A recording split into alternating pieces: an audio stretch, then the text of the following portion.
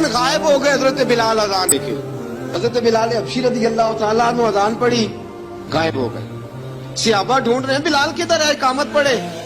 حضور نے فرمایا ٹھہر جاؤ, بلال آئے گا تو اقامت پڑھے گا. جلدی نہ کیا کرو مسجد میں, اگر 2-4 منٹ کبھی دیر ہو جائے نا نماز میں تو جلدی کوئی بات نہیں, اللہ کے گھر ہی آئے ہو نا, جلدی نہ مچایا کرو, اللہ کا گھر ہے, رحمت والی جگہ ہے. حضور نے فرمایا بلال آئے گا تو اذان پڑھے گا. اب نبی کریم صلی اللہ تعالی علیہ وسلم کے صحابہ ایک دن حضرت بلال سے کہنے لگے, بلال تو ساری زندگی اذان پڑھتا رہا, مزہ کب آیا اذان پڑھنے کا؟ حضرت بلال کہنے لگے, ایک اس دن جس دن مجھے حضور نے اذان سکھائی تھی, بڑا لطف آیا تھا حضور سے اذان سیکھنے کا.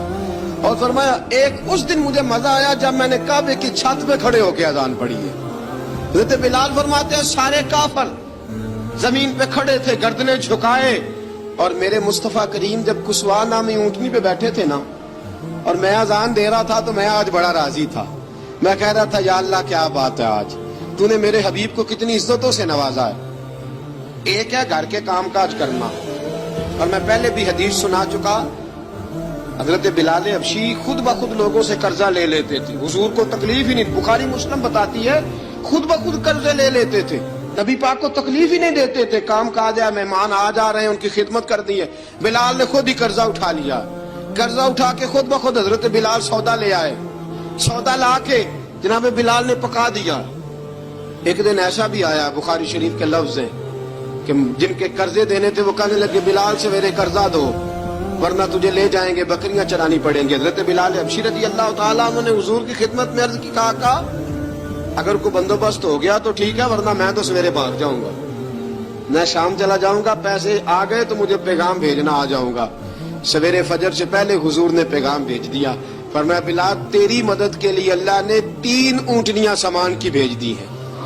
حضرت بلال حبشی رضی اللہ تعالیٰ عنہ نے سارا گھر کا کام کاج خود سے سنبھال لیا تھا. ایک دن غائب ہو گئے حضرت بلال اذان دے کے. حضرت بلال حبشی رضی اللہ تعالیٰ عنہ اذان پڑھی, غائب ہو گئے. صحابہ ڈھونڈ رہے ہیں بلال کدھر ہے, اقامت پڑھے. حضور نے فرمایا ٹھہر جاؤ, بلال آئے گا تو اقامت پڑھے گا. جلدی نہ کیا کرو مسجد میں, اگر 2-4 منٹ کبھی دیر ہو جائے نا نماز میں تو جلدی کوئی بات نہیں, اللہ کے گھر ہی آئے ہو نا, جلدی نہ مچایا کرو, اللہ کا گھر ہے, رحمت والی جگہ ہے. حضور نے فرمایا بلال آئے گا تو اذان پڑھے گا. اب سب صحابہ خاموش ہیں کہ بلال جاتا نہیں, کام بھی اس کا کوئی ایسا نہیں. حضرت بلال دوڑے آئے, جلدی دوڑے آئے. رسول پاک صلی اللہ علیہ وسلم نے سوال ہی نہیں کیا کہ بلال تو کدھر سے آیا, فرمایا آ گئے ہو. حضور آ گیا ہوں, پڑھو اقامت, پڑھی, جماعت ہو گئی. اب صحابہ کرام علی مریدوان حیران ہے کہ حضور نے پوچھا ہی نہیں, اور بلال آیا بھی دیر سے. حضرت جناب سیدنا صدیق اکبر, جناب مقداد, جناب سلمان فارسی, چند صحابہ نا حضرت بلال کو لے کے, کون ہے بلال تو کدھر تھا, راز کی کوئی بات ہے جو بتاتا نہیں, کدھر تھا. حضرت بلال رضی اللہ تعالیٰ عنہ کی آنکھوں میں آنسو آ گئے, رو پڑے. کہ بلال کوئی گہری بات ہے, بتا معاملہ کیا ہے, روتا کیوں ہے. حضرت بلال حبشی رضی اللہ تعالیٰ عنہ فرمانے لگے, جب حضرت خدیجہ الکبریٰ گھر میں چکی پیستی تھی, تھک جاتی تھی نا, تو میں مدد کرایا کرتا تھا. کتنے دن بیت گئے, جب فجر کی اذان دینے کے لیے گزرتا ہوں تو حضرت فاطمہ الزہرا کے بچے روتے ہوتے ہیں. فرمایا میں نے حضرت فاطمہ کو گود میں کھلایا, مجھے اپنے محبوب کی شہزادی سے بڑا پیار ہے. کئی دنوں سے حضور کی خدمت میں عرض کر رہا تھا یا رسول اللہ کو مہربانی فرمائیں. حضور نے رات پیغام بھیجا ہے سیدہ فاطمہ کو کہ بلال جب آئے تو پردہ کر کے اندر چلی جایا کر. حضرت بلال فرماتے ہیں اذان دے کے گیا تھا حضرت فاطمہ کے گھر, میں نے کہا محبوب کی بیٹی ذرا پردہ کر لے, تو بچوں کو دودھ پلا, میں تیری چکی پیس دیتا ہوں. حضرت بلال حبشی کی آنکھوں میں آنسو رو رو کے بتلاتے ہیں.